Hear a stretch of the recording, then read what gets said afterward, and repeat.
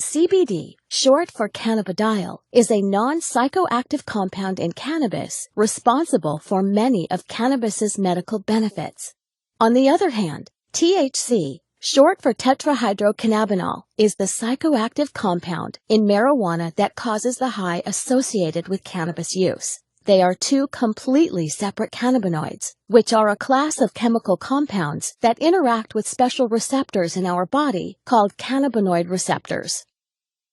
Dr. Sanjay Gupta, an American neurosurgeon and CNN's chief medical correspondent, changed his stance on the prohibition of cannabis while investigating its powerful therapeutic properties and witnessing CBD successfully treat Americans. He shocked mainstream America, saying, "We have been terribly and systematically misled for nearly 70 years in the United States, and I apologize for my role in that." Through Dr. Gupta's review of the history of cannabis, he found that it has been a legitimate medicine for at least 3,000 years. And Dr. Gupta isn't alone in supporting cannabis research. The director of the National Institute on Drug Abuse, Dr. Nora Volkov, testified before the Senate saying that CBD appears to be a safe drug with no addictive effects, and the preliminary data suggests that it may have therapeutic value for a number of medical conditions.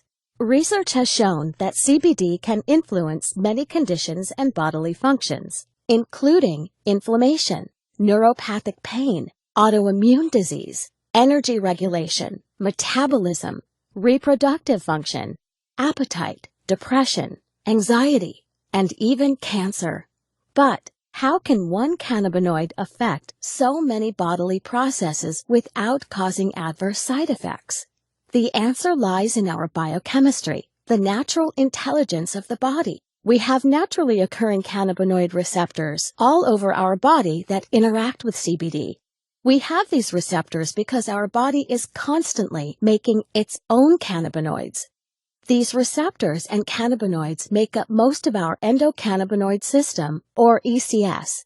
Our ECS is always in action, and if functioning properly, is a major factor in keeping us healthy. Many doctors now think that some people suffer from an endocannabinoid imbalance, known as clinical endocannabinoid deficiency, or CED. People suffering from CED may benefit by supplementing with cannabinoids such as CBD. CBD is the most abundant cannabinoid in hemp, a cannabis crop the federal government allowed individual states to legalize in the 2014 Farm Bill. Hemp-derived CBD is legal in all 50 states, is non-addictive, does not cause a high, and is easy to incorporate into your current health routine.